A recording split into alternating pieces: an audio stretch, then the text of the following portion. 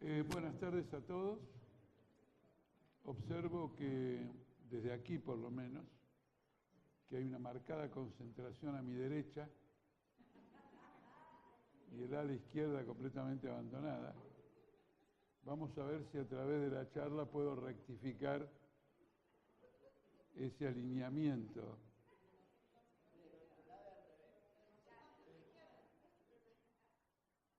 Ustedes es un punto de vista muy centrista, porque ustedes determinan derecha e izquierda en forma relativa. Bueno, miren, compañeros, el tema de la charla de hoy, que ha sido estimulado por los compañeros de la Unión de Juventudes por el Socialismo, tiene que ver directamente con la actual situación política de la Argentina y es lo primero que quiero señalar. Porque cuando uno examina con un poquito más de profundidad este proceso político electoral,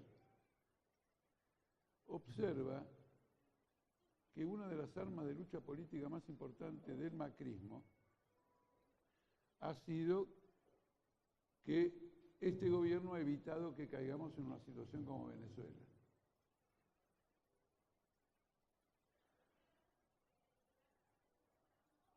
Es decir que, de acuerdo a esta versión, el gobierno entiende que de haber continuado el gobierno anterior, que había tomado distintas medidas dirigistas, cambiarias, del tipo que ha tomado el chavismo en su momento, durante un largo periodo en Venezuela, íbamos a desembocar en una situación como la venezolana. Y yo pienso que esa ha sido un arma política muy fuerte que ha utilizado. No digo que le haya dado un resultado extraordinario porque no sacó en promedio en todo el país y tampoco en la provincia de Buenos Aires más del 33% de los votos, pero es un arma política que ha utilizado muy enérgicamente para mostrar que es la única alternativa realmente sólida en todo el proceso político y electoral. Más o menos el mensaje es, ustedes quieren que las góndolas estén llenas, no importa si tienen plata para pagarlo, pero quieren que estén llenas y que no falte medicina, hay que votar al macrismo. No es solo el tema de Venezuela, como el problema de Venezuela va acompañado con el tema de Brasil y la derrota casi ignominiosa que ha sufrido el PT, que ha sido desalojado del gobierno prácticamente sin lucha, prácticamente sin resistencia,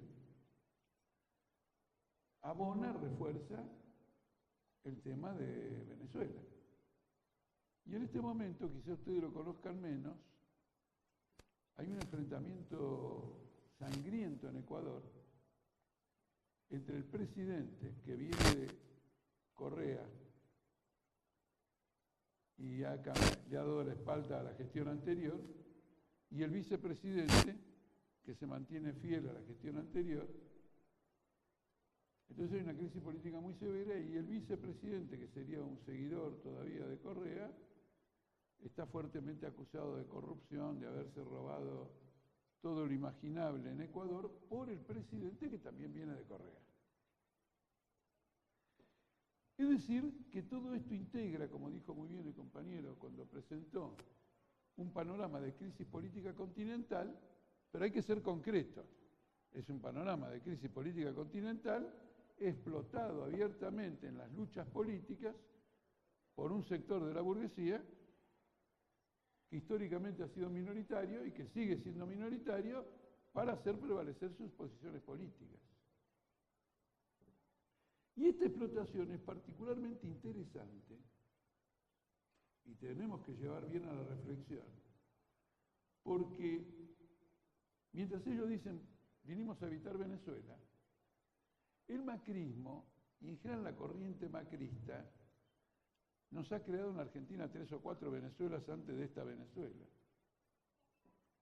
Porque en la hiperinflación de Alfonsín, en el año 1989, la leche tenía 2 precios, uno a la mañana y otro a la tarde.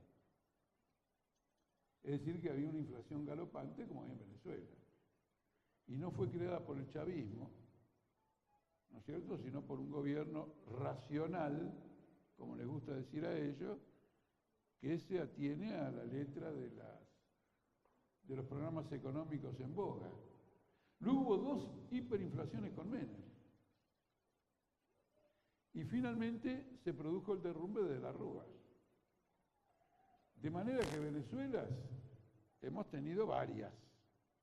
Diríamos que hemos inventado las Venezuelas nosotros, pero no nosotros, la gente de izquierda, el movimiento popular, sino la derecha, el menemismo, de la Rúa, que singularmente hay que mencionarlo porque en el gobierno de la Rúa estaban Cavallo y Sturzenegger.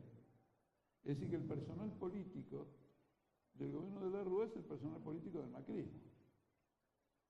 Entonces es realmente una vergüenza que estén explotando lo de Venezuela cuando ellos han gestado Venezuela. Hoy en un programa de radio señalé que mientras que en Venezuela el Producto Bruto ha caído un 30% en los últimos 3 o 4 años, en Argentina cayó un 75% en 2 meses.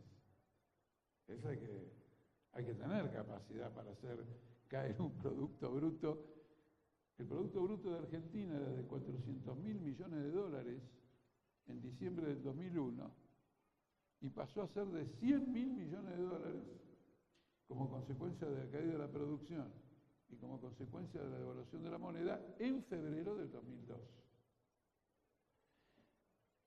Llama la atención que en esta lucha política nadie le haya enrostrado al macrismo.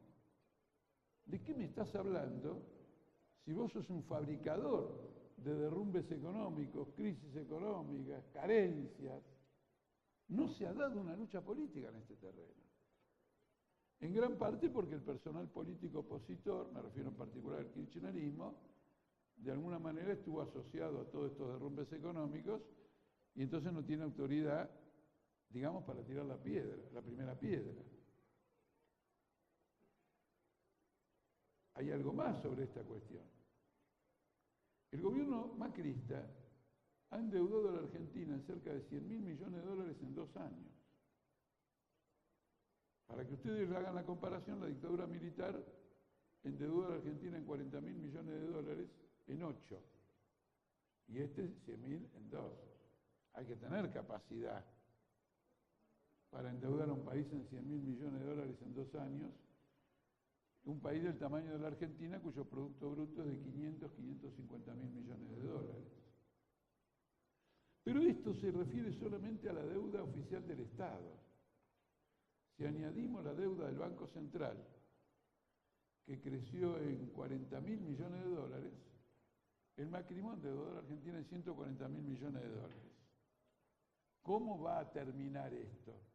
Va a terminar esto como en el 2001, con una bancarrota, etc. Es decir, los que están haciendo una campaña política, diciendo, nosotros vamos a impedir que Argentina caiga en Santa Cruz o que caiga en Venezuela, no solo nos están llevando a una Venezuela multiplicada por 15, sino que además son los autores de toda la Venezuela que tuvo la Argentina.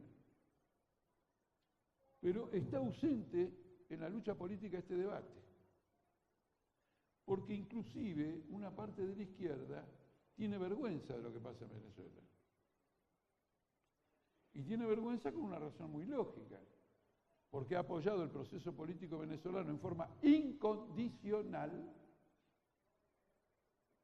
desde que subió Hugo Chávez, incondicional, no críticamente, en forma incondicional, ha sido propagandista de este sistema y ahora mete el rabo entre las colas al ver que se derrumba todo. Entonces no tiene condiciones de actuar como oposición política.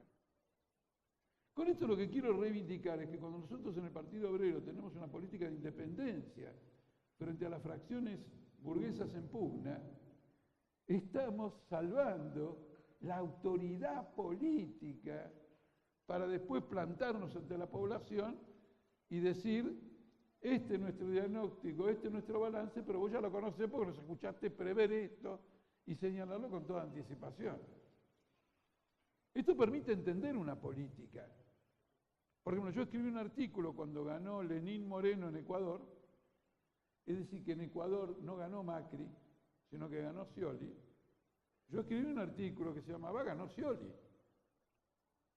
Entonces mucha gente dijo, ¿y por qué pone este título? Y para que ustedes vean en Ecuador lo que hubiera pasado si ganaba Scioli en la Argentina. Hubiera hecho la política de Macri, como Lenín Moreno está haciendo la política del macrista que no ganó en Ecuador y que por eso explica estos choques con el vicepresidente y que Correa, que se ha ido a Europa, lo denuncie sistemáticamente al hombre que él puso como su propio sucesor.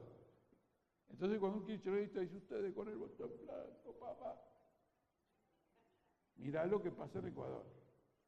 Y también podés mirar lo que pasa en el Congreso, donde la masa del kirchnerismo ha acompañado al gobierno de Macri durante 2 años y le ha votado 100 leyes, y la masa de la burocracia ha acompañado al gobierno de Macri y ha saboteado toda lucha contra las medidas antipopulares que ha aplicado el macrismo. ¿Se entiende? Hay que poner en contexto las cosas, porque si no, yo estoy aquí, parezco un profesor de historia latinoamericana que vengo a contarles algunas peripecias de Venezuela. No, esta es una lucha política. Y esta lucha política, en la medida en que los espacios lo permitan, hay que desarrollarla. Por eso, valoré mucho que me invitaran a esta charla. No tuve oportunidad de decírselo a los compañeros, porque la primera reacción hubiera sido, pero Jorge, ¿te parece hablar de Venezuela? Tenemos que tratar de meter diputados del FIT. ¿Qué te vas a hablar de Venezuela? Digo, vos dejame, yo voy a hablar de Venezuela y vas a ver cuánto voy a hacer para que metamos los diputados del FIT hablando de Venezuela. Porque este es el tema candente en disputa acá. Hecho esta aclaración que después voy a retomar en el final, el chavismo es un producto, el mismo, de la bancarrota económica de los viejos gobiernos venezolanos. Fuera de varios fraudes bancarios organizados por los gobiernos anteriores a Chávez, en el año 1989 la aplicación de un programa del FMI fue tan duro contra los trabajadores que se produjo un levantamiento popular. Y mientras que los diarios cuentan que en la actual represión han muerto 140 personas, todavía no se sabe el número exacto de todos los que mató el ejército en el Caracazo de 1989. Es decir, que los medios de comunicación de la burguesía tienen 2 pesos y 2 medidas. Transforman a 140, que tienen todo el respeto del mundo, porque sean 3, 4, 140, pero en su momento no le dieron la atención que correspondía a este levantamiento. Probablemente hayan sido, se habla de 1.200, 1.500, pero ya han sido más porque no se sabe. ¿Se sabe dónde está Santiago Maldonado? No. ¿Se sabe dónde están los muertos? Tampoco. Es un tema muy importante. Y esto marca una crisis central en la historia venezolana que nuestro periódico registró poco tiempo, inmediatamente con un título de tapa que decía se vienen abajo los gobiernos latinoamericanos. Y muchos no nos equivocamos, era 1989 porque inmediatamente después se produjeron cambios importantes. Los gobiernos tradicionales de América Latina, Fernando Henrique Cardoso en Brasil, ¿no es cierto? Sánchez de Lozada en Bolivia, después vino Evo Morales. Es decir, esta experiencia venezolana tradujo una tendencia general. Y como expresión de esta tendencia general, se produce en el ejército venezolano una reacción nacionalista, que se va a manifestar en un intento de golpe de Estado del chavismo en febrero de 1992. Lo peculiar de esta tentativa es que una fracción del ejército sale a pelear con un planteo nacionalista, pero lo peculiar, más que esto todavía, es el apoyo popular que recibe.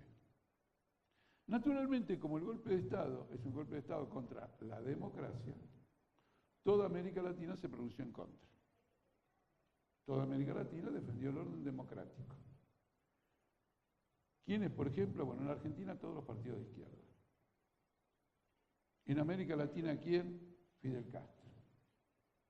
Muy importante, Fidel Castro salió a defender al gobierno de Carlos Andrés Pérez de Venezuela contra el golpe de Estado de Chávez. ¿Alguien en América Latina se salva de eso? Dos organizaciones. Una que se llama Causa R de Venezuela y la otra que se llama Partido Obrero de Argentina, que naturalmente no apoyamos golpe de Estado por principio, pero cuando un golpe de Estado se conjuga con un levantamiento popular, nosotros acompañamos el levantamiento popular para superar los límites del golpe de Estado. Es muy importante. En la historia de los partidos hay que ser claro. Y este tema, no solo lo menciono porque, bueno, pueden consultar los periódicos y las posiciones de unos y otros, sino que se discutió en La Habana, en un congreso del Foro de San Pablo donde yo estuve, y lo sacó a relucir Causa R de Venezuela, que denunció a Fidel Castro, el Partido Comunista de Cuba, en La Habana, en un congreso de izquierda, por haber apoyado a Carlos Andrés Pérez, y el único partido que no podía ser acusado era el Partido Obrero. Esto es interesante porque hay mucha gente que es chavista y hay mucha gente que es maoísta. Pero para mí maoístas son los que con Mao hicieron la revolución de 1949. Los que después comentan sobre Mao no son maoístas, son comentaristas del maoísmo. Por eso hay algunos partidos aquí, se llaman Prochín y todo lo demás, los compañeros dicen, che, los maoístas no me gusta. ¿No es cierto? No me gusta porque los maoístas son los que hacen la revolución de Mao, los que se identifican con un proceso real. Los demás viven a expensas de esa revolución. Entonces, acá hay un montón de chavistas, pero cuando hubo que poner lo que hay que poner en un levantamiento popular promovido por una fracción del ejército, el Partido Obrero fue el único que estuvo en esa situación. El resto de la izquierda argentina no. No es mi intención pasar facturas, y además soy flojo para pasar facturas, porque no figuran en un lugar especial de mi memoria, pero en esta charla lo quiero dejar establecido porque ahora estamos haciendo un balance de quiénes fueron unos y de quiénes fueron otros. Y desde dónde nosotros hacemos el examen de la situación política venezolana, digamos, en este momento. Entonces, como ustedes ven, el proceso venezolano es un proceso de reacción nacionalista y, si ustedes quieren, antiimperialista, a un ciclo político de entreguismo en Venezuela y en general en toda América Latina. Eso es incuestionable. Eso lo hemos dicho absolutamente siempre y por eso en su primera manifestación lo tuvimos en cuenta. Además había en el proceso chavista una cosa que era muy interesante y es cómo la población interpretó el levantamiento militar del chavismo. Lo interpretó como la posibilidad de tener armas, no directamente, porque el chavismo no armó a nadie, sino de que una parte del aparato armado del Estado estaba con el pueblo. Y todo pueblo sabe que para triunfar necesita estar armado. Y si no puede estar directamente armado, por lo menos lo que tiran para tu lado sean alguien que esté armado y que no sea simplemente el monopolio del otro. Entonces creó en el imaginario popular la idea de que el chavismo era una fuerza política.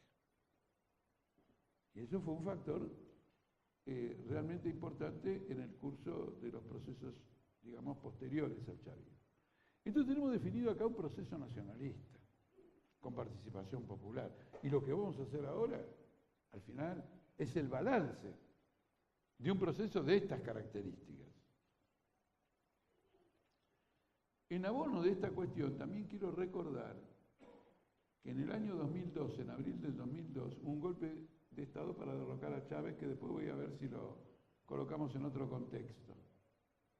E inmediatamente después del golpe militar que fracasó, se lanzó un gigantesco lockout patronal en Venezuela que duró todo el mes de diciembre del mismo año 2002 y del año 2003, enero del 2003. Lo quiero señalar para que quede registrado que habiendo una gran concentración piquetera en Puente Saavedra, en donde Cabildo en la capital se reúne se junta con Avenida Maipú en la provincia de Buenos Aires, 25.000 piqueteros decidieron marchar en repudio a la embajada norteamericana, caminándose todo lo que va desde la General Paz hasta Plaza Italia aproximadamente, y luego marcharon a la embajada venezolana en solidaridad. Y la dirección de ese movimiento estaba en manos de la Asamblea Nacional de Trabajadores Ocupados y Desocupados, donde el Polo Obrero, el Partido Obrero, jugaba un gran rol con todas las otras organizaciones. Y la dirección del Partido Obrero me encomendó que fuera a Venezuela, y yo fui a Venezuela, a apoyar el proceso chavista contra el lockout patronal. Y fue una experiencia política muy importante, discutimos cuestiones muy importantes, y en el debate probablemente lo pueda mencionar, porque si no se va a hacer largo, digamos, este tipo de charla. ¿Qué sería el tema principal del antiimperialismo chavista? El tema principal del antiimperialismo chavista es que en América Latina, cuando llega el gobierno de Chávez y un poco antes, hay un proceso en materia petrolera que abarca toda América Latina y que abarca a la Argentina también. Por ejemplo, Menem convierte a YPF en una sociedad anónima, estatal, pero ya no en una empresa del Estado, sino en una sociedad anónima. La función de transformarla de empresa estatal en sociedad anónima es que pudiera ulteriormente ir acogiendo capital privado y eventualmente privatizarse del todo. Porque una empresa, al convertirse en sociedad anónima, puede cotizar en la bolsa, emitir acciones y entonces en un momento determinado admitir que otros compren acciones y se transformen en accionistas de la empresa y en un momento determinado pueden ser mayoritarios. Pero la verdadera intención de todo esto era internacionalizar a YPF, convertirla en una empresa internacional que dejara de cumplir una función específica en el desarrollo de las fuerzas productivas de Argentina para entrar en el engranaje financiero internacional, cotizar en las bolsas internacionales y ser objeto de especulaciones financieras de YPF. Es así como arranca el proceso que va a culminar en la privatización y van comprando Repsol, ¿no es cierto? Algo que ocurre todo bajo el menemismo, en lo esencial, pero no nos olvidemos que el menemismo significa Néstor Kirchner, gobernador de la provincia de Santa Cruz, que apoyó a muerte que sea sociedad anónima, apoyó a muerte la privatización y apoyó a muerte que lo compre Repsol. En contraposición con esto, en el ala militar del chavismo se desarrolla la oposición a convertir a PDVSA, que ya es una empresa nacionalizada, en una empresa internacionalizada. Y PDVSA en el mercado mundial tiene más importancia que YPF. Pertenece a la OPEP, etc. Y el objetivo de esta nacionalización con el curso del tiempo se fue viendo que era derivar las ganancias y las rentas de PDVSA en función de programas de desarrollo social. De todos ellos, creo que el más importante, al menos en mi opinión, pero puede alguien cuestionarlo y tener otra opinión, fueron los planes de vivienda. En América Latina nunca se construyeron tantos planes de vivienda como en Venezuela, con, digamos, la renta de YPF. Entonces, el proceso nacionalista se concentraba en esto, y en esto consistió el gran choque que tuvo con la burguesía, que organizó un golpe de Estado, como dije, en abril de 2002, y el local patronal en 2002-2003, al final del año. Este golpe militar contra Chávez y el lockout patronal fueron derrotados. Y la derrota desarrolló dos grandes consecuencias. La primera consecuencia, que para mí es muy relevante, pero la otra también es relevante, es que los que rescataron al gobierno de Chávez fueron los obreros de PDVSA. Como yo estuve en esa ocasión, como ya les conté, reunido con obreros petroleros de distintos estados, ellos me señalaron, siendo obreros clasistas y no chavistas, ellos me señalaron que las refinerías finalmente terminaron funcionando, a pesar del lockout patronal generalizado, por la intervención de sindicatos y de trabajadores clasistas que rápidamente armaron un esquema de lucha contra el golpe y de lucha contra el lockout. Pero la otra consecuencia que tuvo el lockout patronal, y fundamentalmente la derrota del lockout patronal, es que prácticamente una parte gigantesca de la burguesía venezolana quebró. Porque esperaban con ese lockout derribar al gobierno y avanzar en sus intereses económicos, fracasaron y no podían pagar los salarios, estuvieron 45 días, 2 meses sin funcionar. Es decir, fue una automutilación gigantesca de la burguesía que incrementó el poder relativo del gobierno y disminuyó considerablemente el poder de sabotaje de la burguesía que había intervenido en ese proceso.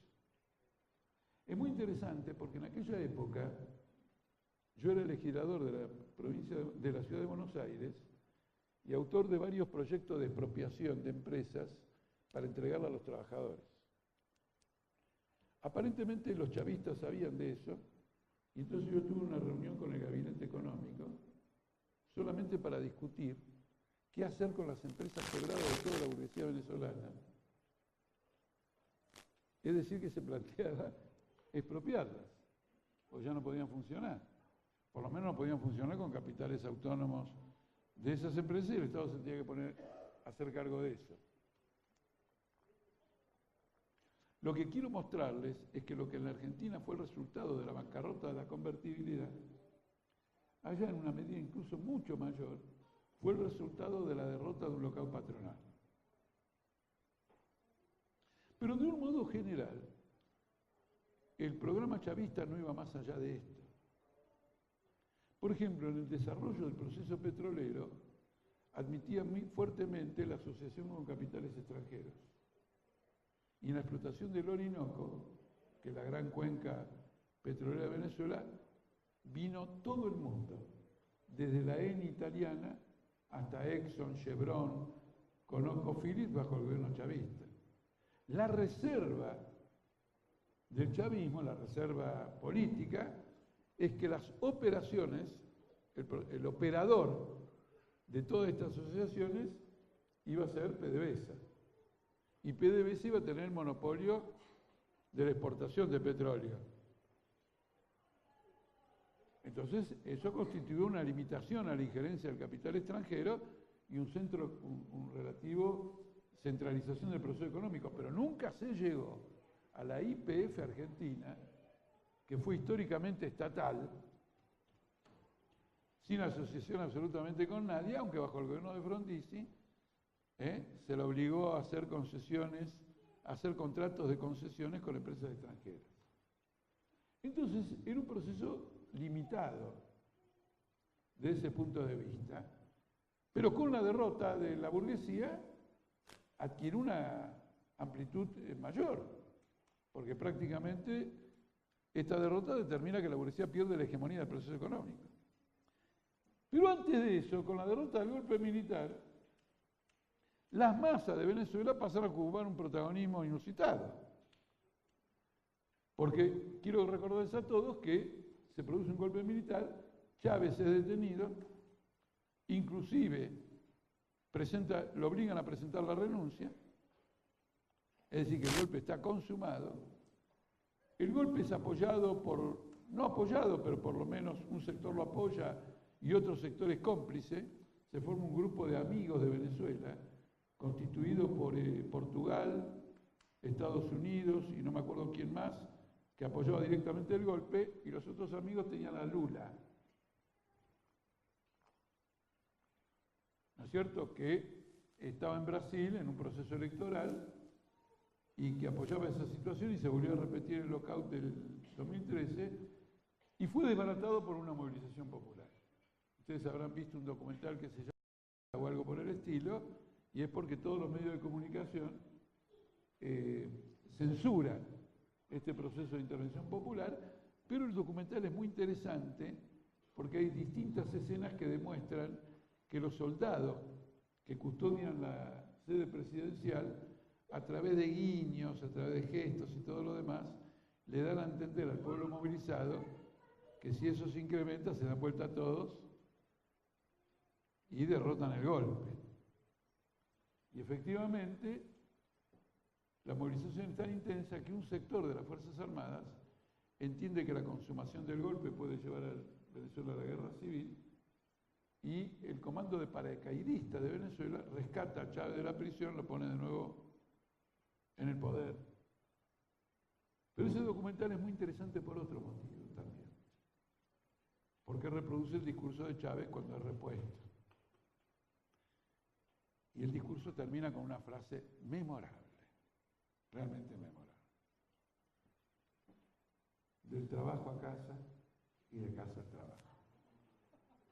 Realmente cuando lo vi me dio un escalofrío de ver cómo a la hora de frenar al pueblo había un libreto militar inaugurado por Perón el 17 de octubre de 1945 en Plaza de Mayo, y que los demás, con conocimiento o sin conocimiento, repetían como toda una estrategia política. Entonces, el problema que tenía planteado el nacionalismo venezolano es si era capaz de modificar la estructura monoproductora y monoexportadora de Venezuela. Y hay una famosa frase de Chávez que permite interpretar que esa es la intención del gobierno, porque justo cuando Chávez asume, el barril de petróleo cae a $10 la tonelada. Y como cae a $10 la tonelada, Chávez tiene que hacer un plan de ajuste. Y nombra a una mujer como ministra de Economía designada por el FMI. Esto lo digo porque van a escuchar a muchos críticos del Partido Obrero citando a Prensa Obrera diciendo que Chávez gobierna con el FMI. Y ustedes se jactan. Sí, nos jactamos. Porque nombró un ministro del FMI. Después cuando cambió el ministro del FMI ya nos dijimos que era el FMI. ¿Está claro o no?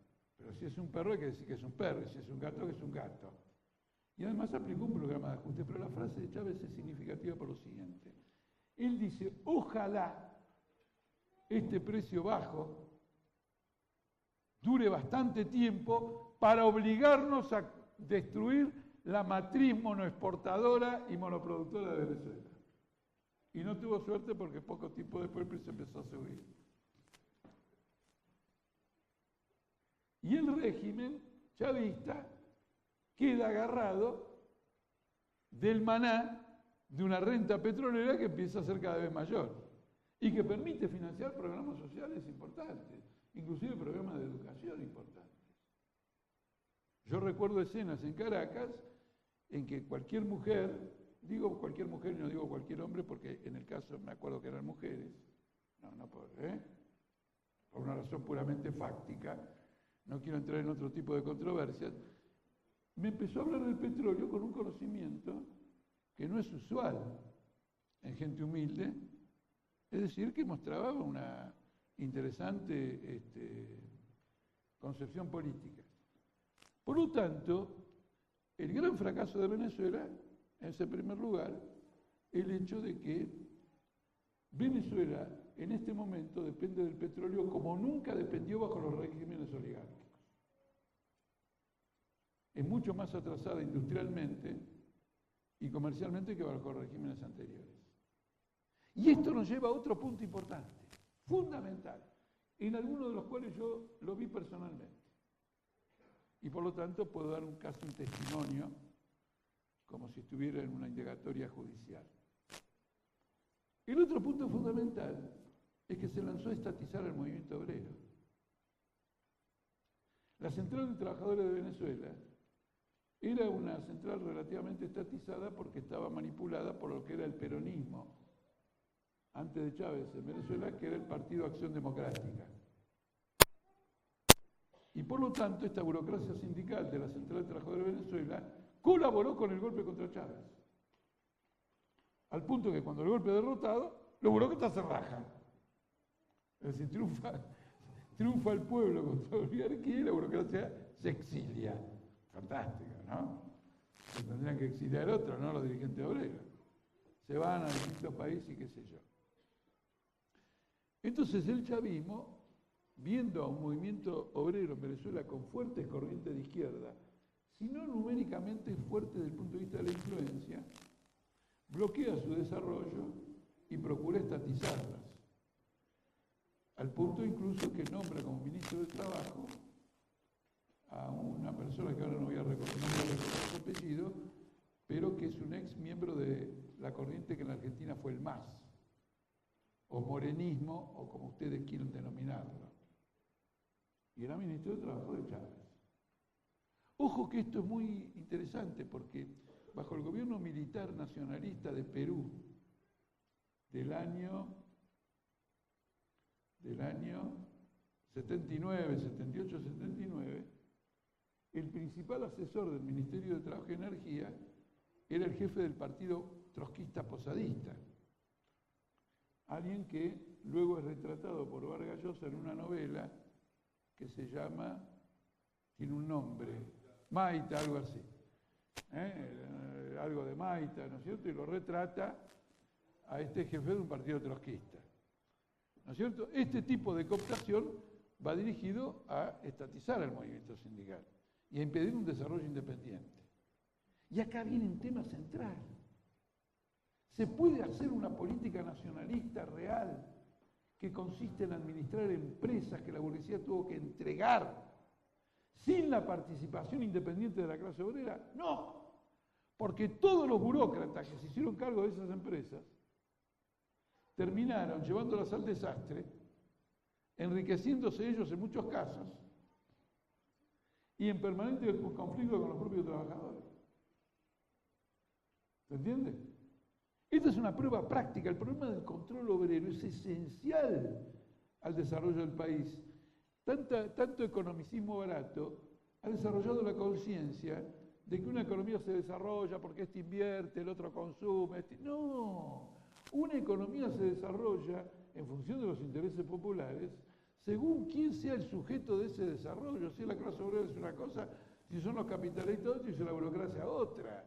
Querer separar la economía de la política es una tontería.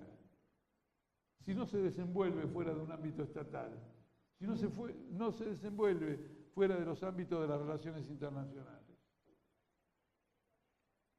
Entonces, a partir de esto, en muchos temas importantes, el chavismo empieza a adoptar una política represiva frente a los movimientos obreros independientes, que se sublevan o van a la huelga o chocan, precisamente porque quienes están ahí en nombre del gobierno sirven a las patronales o son burócratas de las mismas empresas. En el caso de muchas expropiaciones, ocurre algo que ocurre en la Argentina, que se forman cooperativas. Entonces, al formarse cooperativas, todo lo que es la contribución de salud, esto y lo otro, lo pone el propio trabajador.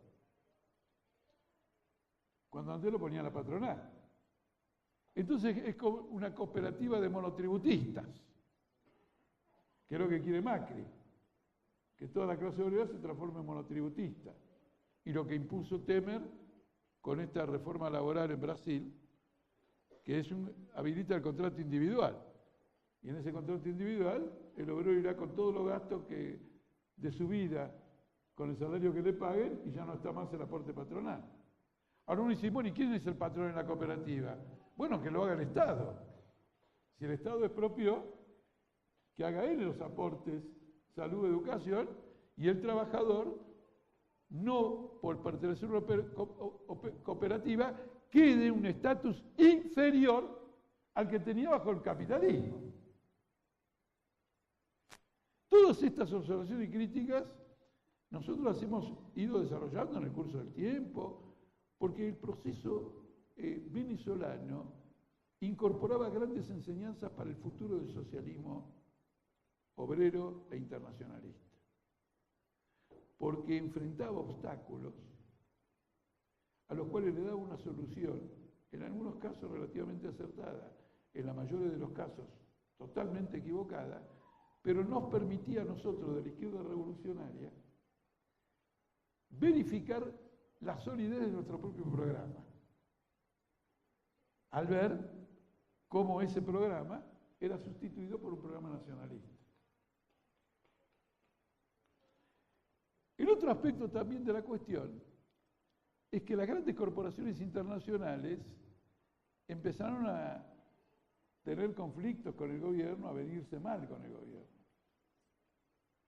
Por ejemplo, me acuerdo un caso muy importante de una empresa de telecomunicaciones, importante para el control de los medios y todo más, la empresa Verizon. Entonces Chávez dijo, expropienla. Todo el mundo aplaudió. Un revolucionario. El único problema es que le pagaba lo que esa empresa cotizaba en la bolsa. Y les digo que en general, salvo en momentos de crisis, la cotización de una empresa en la bolsa siempre es 3 veces mayor que el valor real del capital invertido.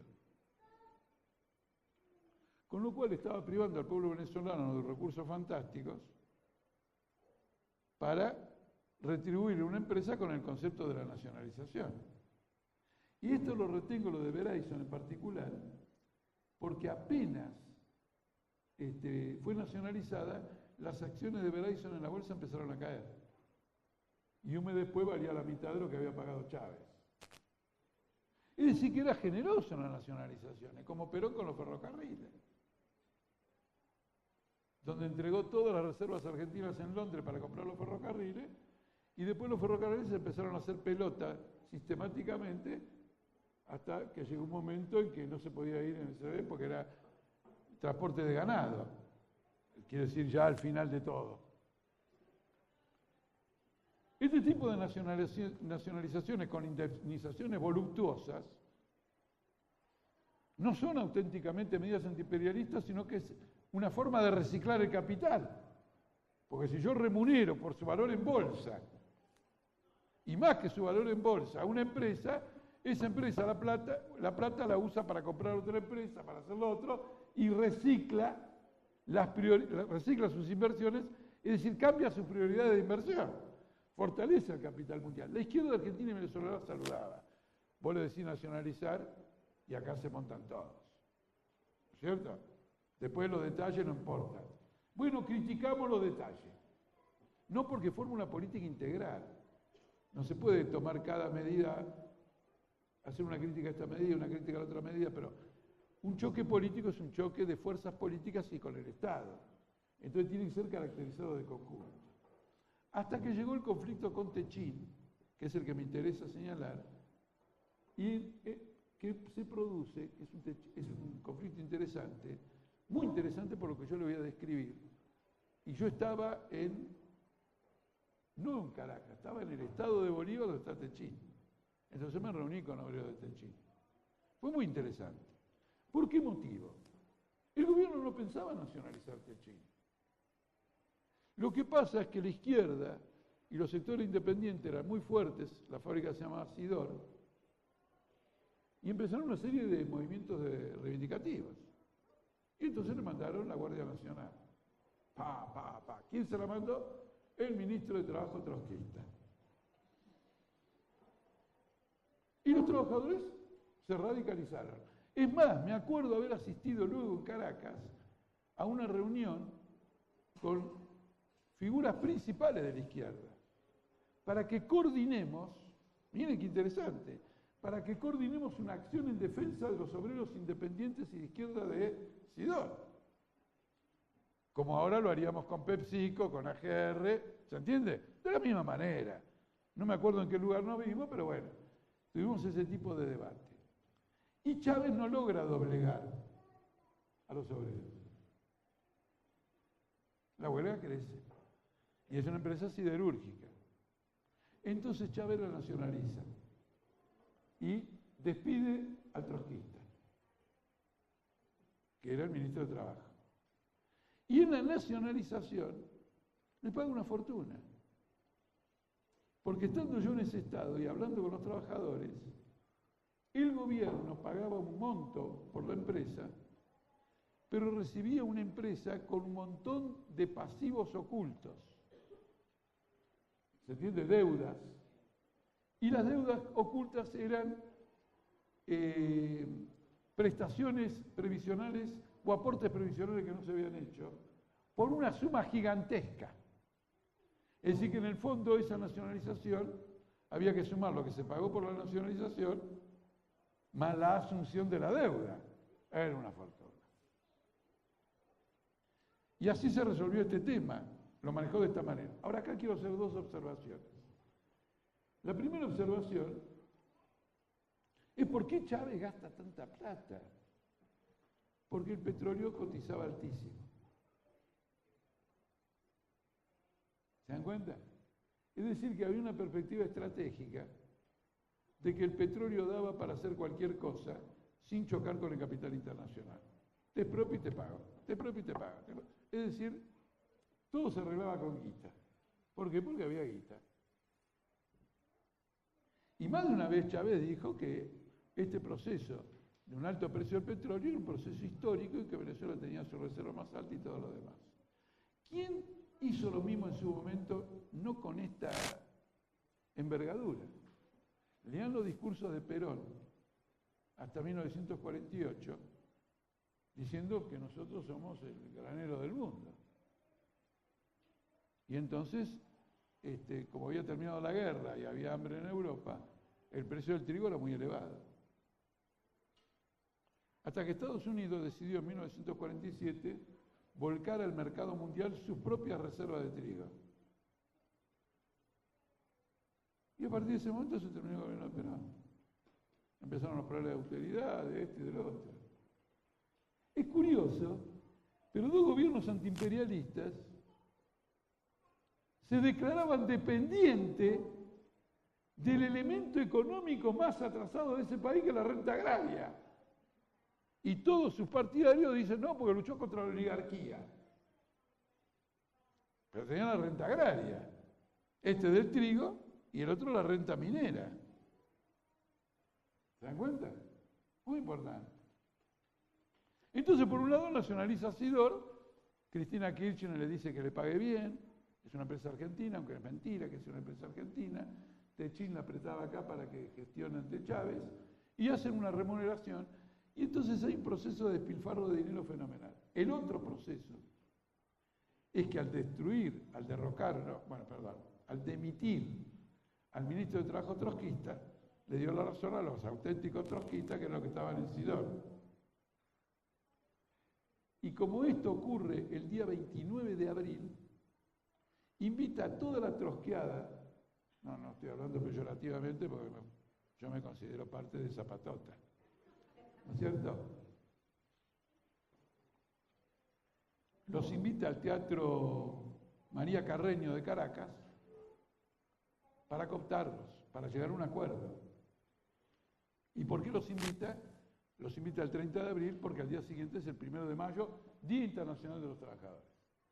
Y en mi vida vi a un presidente citar tantas veces a Rosa Luxemburgo, a León Trotsky y a la Cuarta Internacional. Era impresionante, los había reprimido, ¿no es cierto? Les había tenido un ministro de Trabajo y todo lo demás. Los obreros rompieron eso y se los trajo a todos del estado de Bolívar a Caracas con un discurso incendiario, pero conceptual. No era una marioneta, no era un... ¡Ay, qué absurdo! Hablaba como si supiera, pero no dejaba de ser un giro absurdo, terrible, que evidentemente iba dirigido a contener un proceso político. Estos balances hay que verlos con claridad. El último punto en este caso, porque ayuda a terminar, es que ya para esa época, 2007, 2008, 2006, la política de la burguesía, especialmente de los grandes capitales, de los bancos, frente a este proceso económico, era que todos los ingresos que tenía los derivaba al exterior, como ocurría con Cristina acá, fuga de capitales, y como ocurre incluso ahora.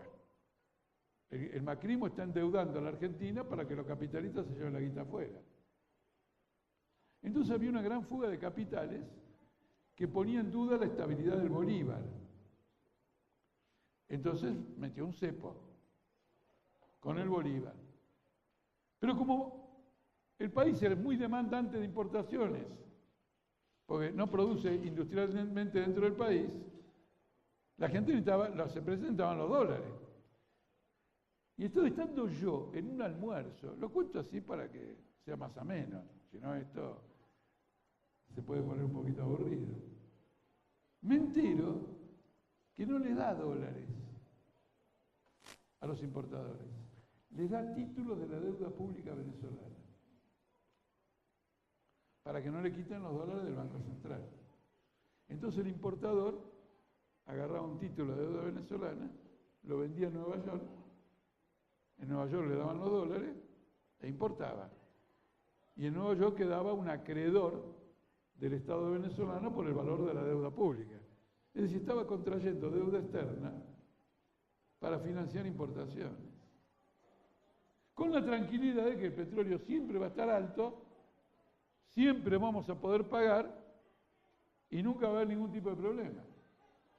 Bueno, este era un sistema que tenía que quebrarse. Yo me enojé en esa oportunidad, porque unos diputados chavistas de la Asamblea Nacional me invitaron a un almuerzo, me contaron esto y le dije, ustedes están locos. Y tuvimos toda una discusión. Ellos bien, se portaron bien, quiero decir, conversaron amablemente conmigo, no es que dijeron, ¿cómo criticar? No. En ese sentido, un debate, un intercambio de ideas, qué sé yo. Y luego lo llevé a unos ministros que me presentaron luego con eso, pero evidentemente les entró por un oído y no esperaba que fuera de otra manera. Yo nada más me estaba desahogando. Está claro, no tenía ninguna pretensión de influir absolutamente en nada. Me sorprendía ante ese tipo de medidas. Hoy la deuda externa venezolana es superior a los 100.000 millones de dólares y no tiene cómo pagarla. ¿Se entiende esto? Entonces, con la caída del precio del petróleo, todo este esquema se vino al diablo. Con el agravante que la gestión burocrática de PDVSA ha debilitado a la empresa y lejos de modernizarla, ha caído mucho más bajo la dependencia de lo que se llaman empresas de servicios tecnológicos, con las que trabajan las grandes compañías, como Halliburton o Schlumberger, que intervienen muchísimo en Vaca Muerta, pero a las cuales hay que pagarle por los servicios que le dan a PDVSA. ¿Me entiendes? Porque son las que van operando los pozos y toda una serie de cosas de ese tipo. Entonces, rápidamente, con la muerte de Chávez, este proceso se viene abajo. Pero antes, con Chávez, había una declinación. Y en este sentido hay que rescatar para Chávez, y yo lo he hecho por la televisión argentina, que con cáncer y fecha cierta de muerte, participa en una campaña electoral y en uno de los mitines de la campaña electoral hace lo que yo nunca vi, salvo del Partido Obrero, que alguien haga en una campaña electoral. Agarró el programa de la oposición de derecha, delante de toda la gente, y empezó a leer punto por punto del programa de la derecha y lo hizo pelotas como pocas veces se vio. Con una precisión y un rigor. Es decir, anunció que la derecha venía a explotar esta crisis para poder alcanzar la finalidad de entregar el petróleo al capital extranjero. Barrer con todas las últimas medidas que mantenían la explotación del petróleo bajo el Estado venezolano y entregarlas al capital extranjero. Y estaba claramente expuesto en el programa de la derecha, y si alguien no lo entendía de esa manera, Chávez lo dejó perfectamente claro, digamos, en esa crítica.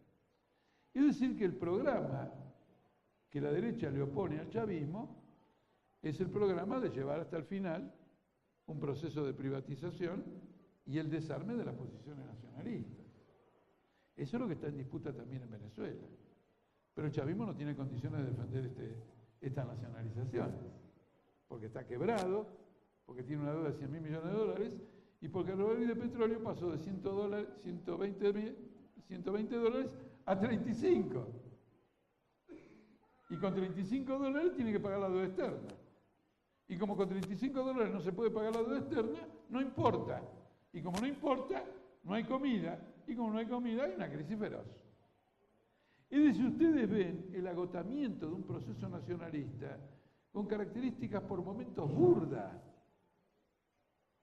con fantasías geopolíticas sobre el petróleo, para escaparle al proceso de reestructuración social que le impone a un país atrasado salir de la subordinación al capital extranjero.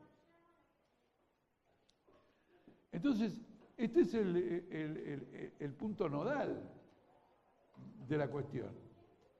Y entonces Venezuela en este momento tiene una crisis feroz y esa crisis se tradujo hace 2 años, creo, en una elección en que la derecha barrió al punto de obtener los 2/3 de los votos, los 2/3 de la representación parlamentaria, y al obtener los 2/3 de la representación parlamentaria, el control total de las leyes, que ni siquiera las puede vetar Maduro, porque con el 2/3 se insiste y quedan vigentes como leyes, ¿no es cierto?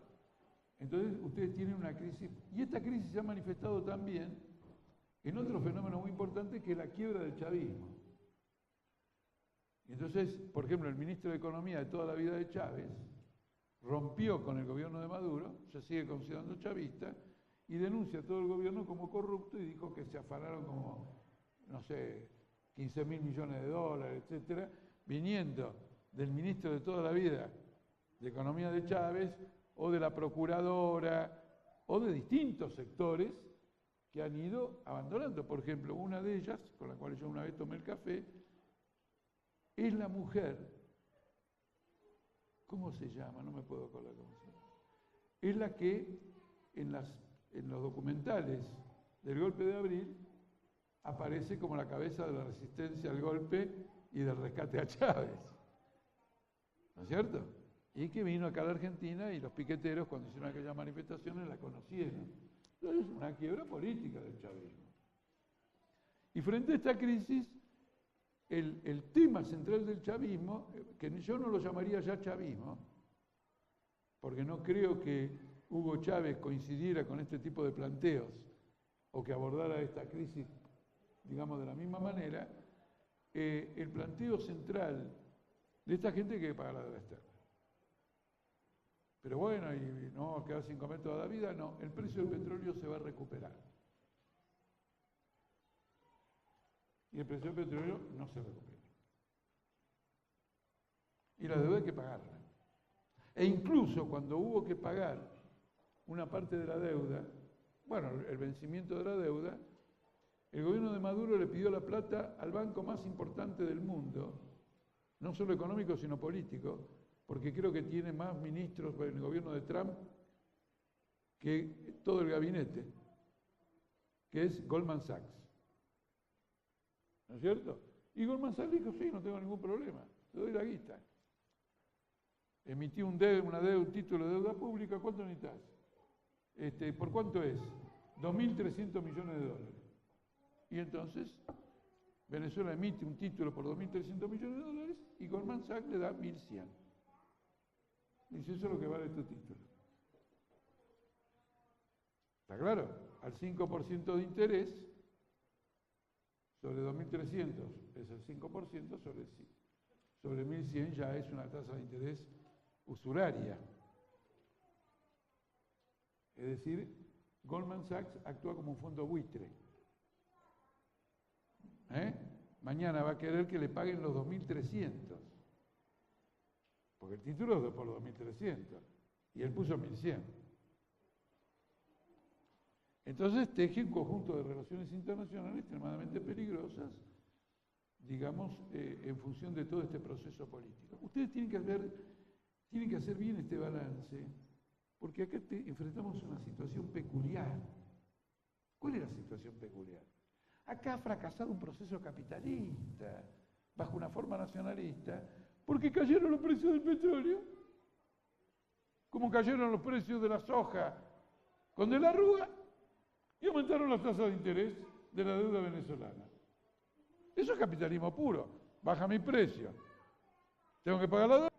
Porque los precios internacionales que cayeron han afectado a Ecuador, a Brasil, han afectado a Arabia Saudita, la han afectado. No es que se salvaron de de ser afectadas y a la única que afectó es a Venezuela. Y Arabia Saudita está vendiendo la empresa más cara del mundo, que la empresa estatal del petróleo de Arabia Saudita, porque no puede pagar tampoco sus deudas. Lógicamente que es tan grande, pero tan grande, pero tan grande, que no la puede vender de una vez. Porque si la vende de una vez se cae todo el mundo capitalista. Los precios de las acciones, de la bolsa se van al diablo. Entonces está obligada a venderla por tandas, pero lo hace. No puede financiar el presupuesto. Rusia entró en recesión, no en la proporción de Venezuela, pero un proceso capitalista, como de la Rúa, como Alfonsín y como cualquiera, pero bajo una forma nacionalista. ¿Qué quiere decir? Que el nacionalismo no es un instrumento de resistencia a los procesos capitalistas. No marca una alternativa a esos procesos capitalistas. En definitiva, en última instancia, nadie, ni un gobierno de trabajadores, podría hacer frente a una grave crisis mundial en un mercado dominado por el capitalismo. Pero esto se ha caído como un castillo de naipes, porque nosotros tampoco proclamamos el socialismo en un solo país, como el instrumento, la barrera definitiva. Entonces es un proceso capitalista, pero desde el punto de vista nacionalista es un fracaso. Entonces a ver si entienden la peculiaridad. Porque si no entendemos esta peculiaridad, el tema del accionar político se dificulta. De un lado, fracasaron, los socialistas tenemos razón. Del otro lado, el proceso nacionalista se derrumba ante la derecha. Y eso implica un retroceso general del movimiento popular en América Latina. ¿Se ve o no? Hay que entender y criticar, pero ver que el resultado final, por ahora, no es favorable, a pesar que tengo razón, pero vaya preso. Esto ya lo hemos vivido. ¿Cuándo lo hemos vivido? Con la caída del muro de Berlín, con la disolución de la Unión Soviética. Había una burocracia. Bien, los trotskistas que siempre dijeron que la burocracia va a terminar con el capitalismo, genial, Trotsky era una mente brillante y todo lo demás. Bueno, pero nuestro pronóstico es que los obreros tomaran el poder, que los obreros echaran a la burocracia. En cambio, la burocracia se las arregló para echar a los obreros y negociar con el capital extranjero la restauración capitalista. Trotsky tenía razón porque además dijo que esto iba a pasar si los obreros no tomaban el poder, pero el movimiento popular mundial da un salto para atrás, ¿o no? Gana la derecha, no gana la izquierda. Entonces vienen los chavistas y dicen, ¡ay, ustedes ignoran que gana la derecha! No, papá, pero cargate tu responsabilidad. Vos llevaste un país a la quiebra y nosotros dijimos que siempre iba a salir a la quiebra y ahora nos venís a nosotros que ya sabemos que gana la derecha. Y gana la derecha porque ustedes fueron forros del chavismo todo el tiempo y no armaron una alternativa política crítica que en el momento de la crisis ofreciera una salida superadora. Al punto de que hoy hay grupos de izquierda que están incluso dentro del frente de izquierda que manifiestan contra la derecha, con la derecha. Quiere decir que han perdido completamente el rumbo político. En el movimiento obrero mundial tenemos este problema, que asistimos a una gigantesca crisis del capitalismo que nadie de la derecha logra resolver,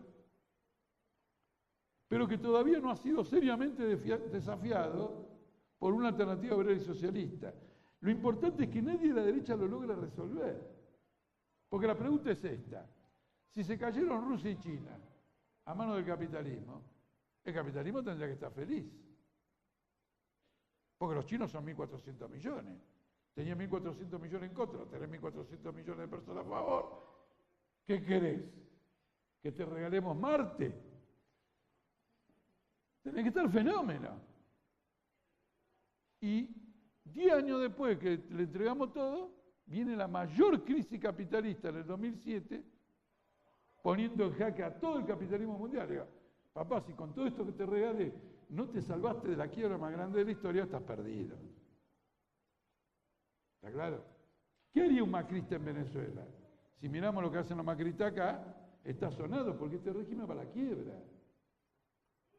La totalidad del déficit fiscal es pago de intereses. Eso no ocurrió nunca en la Argentina. Que la totalidad del déficit fiscal. Este va a terminar, Macri como Maduro va a terminar. Y ahora dice que no queremos hacer, no evitemos ir a lo de Maduro. Es exactamente lo mismo, pero no bajo una forma nacionalista, sino bajo una forma de apertura neoliberal. Hasta cierto punto, porque yo estoy preparando un artículo sobre esto de que Trump no quiere cobrar el biodiesel, y voy a demostrar el hermoso frente que se ha formado entre el macrismo y el kirchnerismo en defensa de que Estados Unidos no compre el biodiesel. A Cargill, Dreyfus, a la Grande Compañía Internacional, entonces lean página 12, Trump, que pone trabas a que nos compren nuestro biodiesel. Macri, que se reúne con los... Nuestro biodiesel, ya están todos. ¿Está claro? Quiero mostrar, están en un frente capitalista. Uno diciendo, bueno, hay que abordar de una manera, el otro diciendo que hay que abordar de una manera, pero en un frente anticapitalista. Si después ustedes quieren y tenemos tiempo, lo voy a desarrollar más, porque pone luz sobre las famosas retenciones a la soja, que es un escándalo. Porque la soja que va dentro del biodiesel no paga retenciones. ¿Está claro?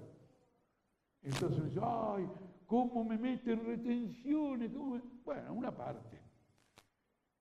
Porque como el biodiesel no paga impuestos para exportar, y el aceite de soja muy poquito, la soja que va en el aceite de soja y la soja que va en el biodiesel tampoco paga. ¿Está claro o no?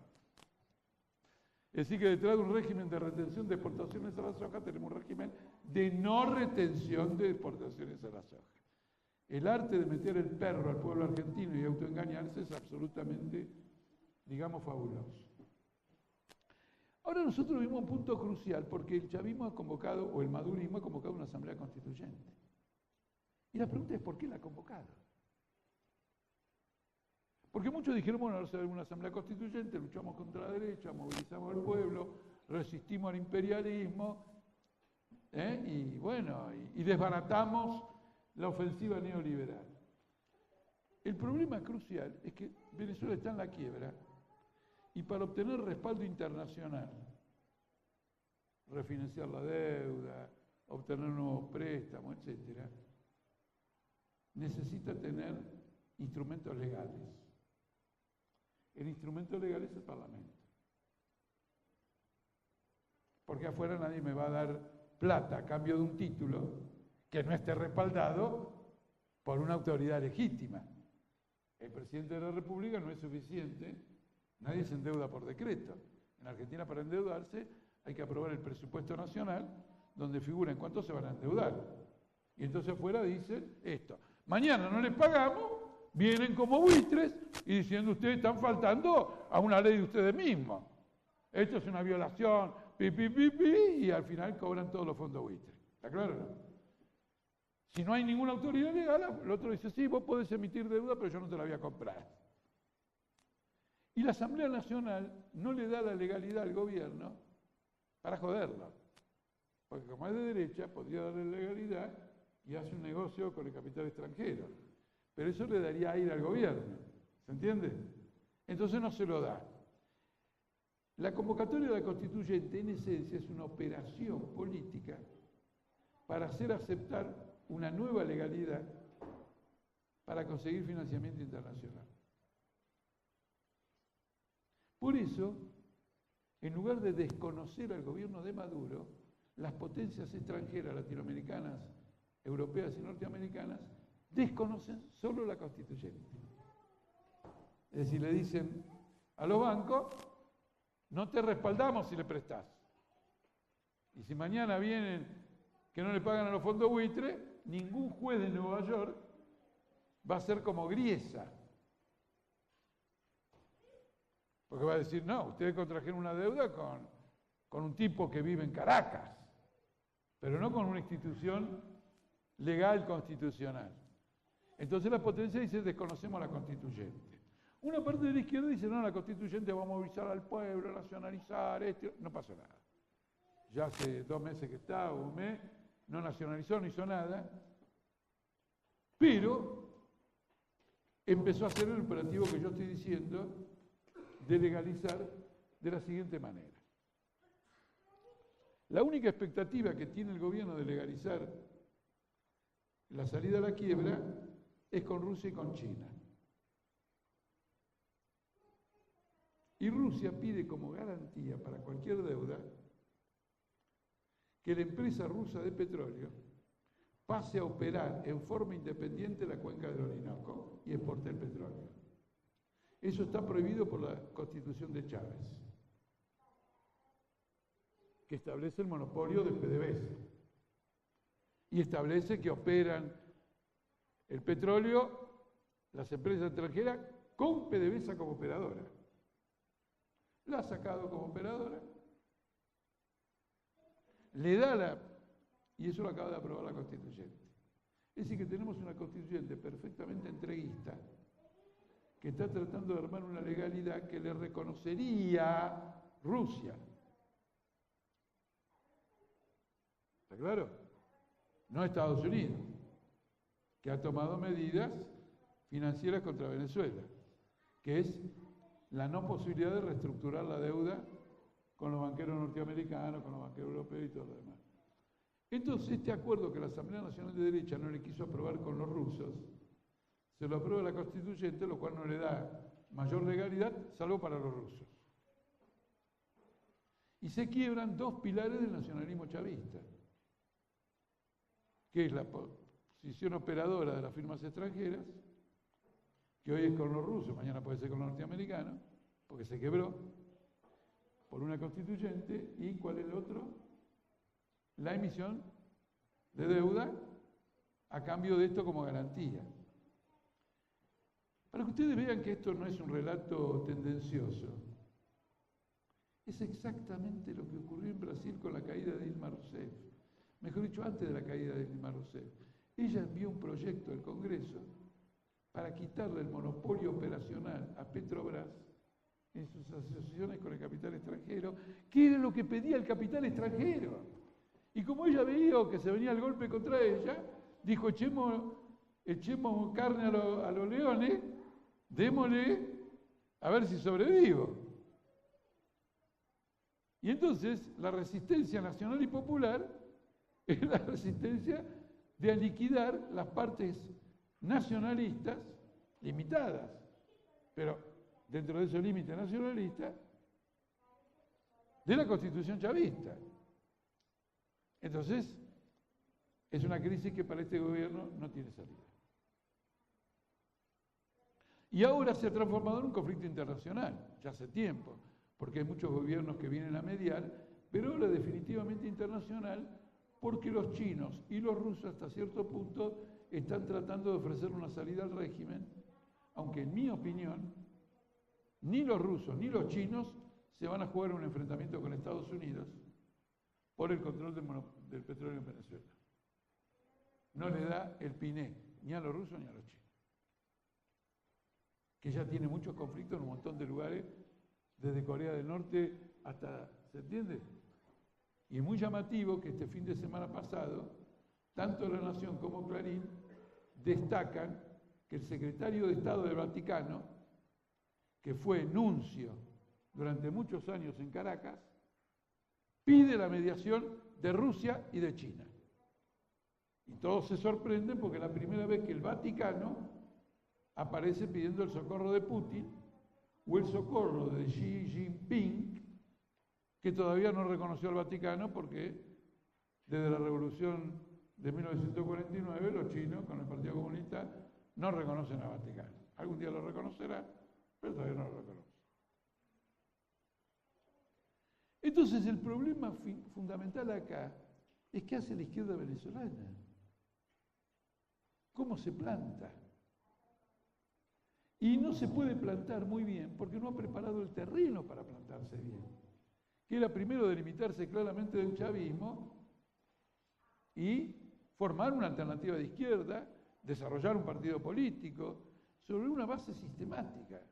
La izquierda en el mundo adolece del problema de que va detrás de la circunstancia y no prepara políticamente el terreno para cuando las cosas maduren. Hay una política de adaptación todos los días. ¿Qué es lo que se habla hoy? ¿Maldonado? Maldonado. Bueno, hay que hablar de Maldonado. Todos vamos a la marcha el viernes y todo. Pero quiero decir, pipa. ¿Cuál es la construcción política cuando se venga abajo el macrismo? Tiene que ser sometida a una crítica implacable la posición del gobierno y el lugar de rescatista de última instancia del kirchnerismo. De modo que los obreros, con anticipación, vayan formando una conciencia del desarrollo político que le va a venir encima. Eso no ocurre casi en ningún lugar del mundo. Bueno, hasta donde yo sé, tampoco, o el Partido Obrero, o mis compañeros, tampoco pretendo, digamos, más que esos, hacer un señalamiento metodológico. Entonces la izquierda de América Latina tiene un desafío fenomenal, porque ve desmoronarse gobiernos enteros que son suplantados por variantes derechistas que agravan la situación, porque Temer está agravando la situación en Brasil. Y porque un gobierno derechista en Venezuela, ni me lo imagino. Le hicieron un reportaje a un tipo muy importante en Clarín, muy importante, porque es un hombre del FMI venezolano, que ahora no está en el FMI, pero mire, es tan importante que leyendo las declaraciones de él, uno ya sabía cómo terminaba la convertibilidad en el año 2001. Y entonces ahora empieza a hablar de Venezuela. Y cifra en cerca de 200.000 millones de dólares el dinero que el próximo gobierno va a tener que recoger refinanciando deuda y obteniendo deuda adicional. Eso no lo va a conseguir. No va a conseguir 200.000 millones de dólares nadie. Van a tener que montar una ocupación económica de Venezuela. Después, cuando venga la derecha, los trabajadores van a ver que pierden reivindicaciones.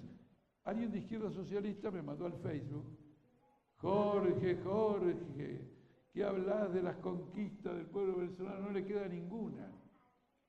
Es una cosa muy curiosa, porque evidentemente cuando un régimen se deteriora, va perdiendo las conquistas el pueblo. Pero los que recibieron las viviendas todavía las tienen. Y la derecha ya ha dicho qué es lo que va a hacer con esas viviendas. Poniendo, bueno, no quiero entrar en los detalles ahora, poniendo en peligro todo un conjunto de circunstancias. ¿No es cierto? Entonces, este es el balance. El nacionalismo burgués ha fracasado con el peronismo, ha fracasado con el kirchnerismo, ha fracasado en otros países, en Bolivia, etc. No es una salida. Ha desatado una crisis inmensa que abarca todo el continente, pero la izquierda tiene que reflexionar. No puede decir, sí, bueno, una crisis. Tiene que reflexionar en el sentido de que tiene una historia ya lo suficientemente larga y preguntarse por qué no ha construido una alternativa política que pueda incidir, y algunos de ellos, en ausencia de esa alternativa política, para jugar algún rol, marchan con la derecha en las manifestaciones. Bueno, concluyo con esto. Todas las manifestaciones de la derecha y la oposición política de la derecha han fracasado en tirar abajo el gobierno. Y eso ha redundado en una inmensa desmoralización de la derecha. Es un regalo del cielo que un país en donde un régimen nacionalista se viene abajo y lo más próximo es una salida de la derecha, así está la desmoralización de la derecha. Si no aprovechamos ahora, no aprovechamos nunca. Porque ahora que la derecha dice soy impotente para dar una salida, la izquierda puede marcar un rumbo en esa orientación. Entonces la convocatoria de un congreso que debata un programa y un plan de movilización en Venezuela por parte de la izquierda es más urgente que nunca. Y si no lo hace no es por intereses faccionales, porque los intereses faccionales existen siempre. No lo hace porque no ve ni por cuadrado cuál es el problema estratégico de una salida hoy en Venezuela. Es más, voy a ir. tiene que haber un congreso latinoamericano de la izquierda para latinoamericanizar toda la crisis venezolana y dar la vuelta contra el nacionalismo y contra la derecha. Y potenciar a la izquierda como alternativa política continental. Lo que no se haga ahora, de todos modos, no debe provocar ni angustia ni desesperación. Porque la crisis seguirá su curso y en tanto haya posiciones políticas como las que nosotros estamos desarrollando y expresando, siempre va a haber un ancla de donde agarrarse para armar una alternativa política. Porque situaciones sin salida no hay. Hay crisis sin salida, pero situaciones sin salida no hay. Porque la humanidad no se va a suicidar simplemente porque no ha comprendido un fenómeno. Lo que no ha comprendido en tantos años lo comprenderá en muchos más años. Como colofón, estamos en el centenario de la Revolución Rusa. Estudien mucho ese centenario. No lo vean como un acontecimiento del pasado. Ustedes van a ver a un partido político que va a triunfar, cruzado durante 8 meses por las mayores crisis políticas que puede sufrir partido alguno, con controversias que parecían antagónicas e irremediables.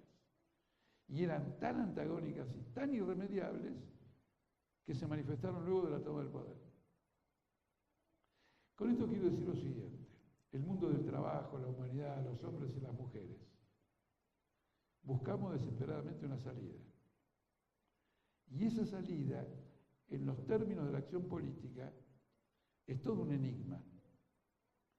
Y cuando se encuentra, no se encuentra en forma rectilínea, sino a través de procesos de crisis que, si se hubieran tenido otro desenlace que el que tuvieron, hoy en lugar de celebrar un centenario estaríamos celebrando un entierro, en términos de la Revolución de Octubre. ¿Me explico sobre la plasticidad del desarrollo político? Hay que tener los ojos muy abiertos, discutir todo el tiempo, escribir mucho, aportar y contribuir, crear todo un ambiente en favor de esa dirección y defender como estrategia fundamental la independencia de la clase obrera y la dirección política de la clase obrera con motivo de esto. Por ejemplo, ahora que tenemos lo de Maldonado, aparece un movimiento mapuche que tiene su salida a los problemas de la Patagonia. No he visto a nadie que escriba si es una salida correcta o no. El hecho de que vamos a manifestar por Santiago Maldonado, que aparezca con vida, no significa que debamos comulgar con el punto de vista mapuche, salvo que tenga razón. O de este sector, porque los mapuches es muy variado. Entonces, la izquierda no tiene la actitud desafiante, no trata de colocarse a fondo en los problemas y buscar siempre orientar, porque de ese modo se construye. ¿La construcción qué es? Militantes organizados, conscientes, enraizados en la lucha popular y en la lucha de la clase obrera. Bueno, lamento que me haya llevado, en lugar de los 45 minutos que tenía previsto, 1 hora y 5, pero como la decepción no ha sido tan grande, creo que me han absuelto y concluyo de esta manera.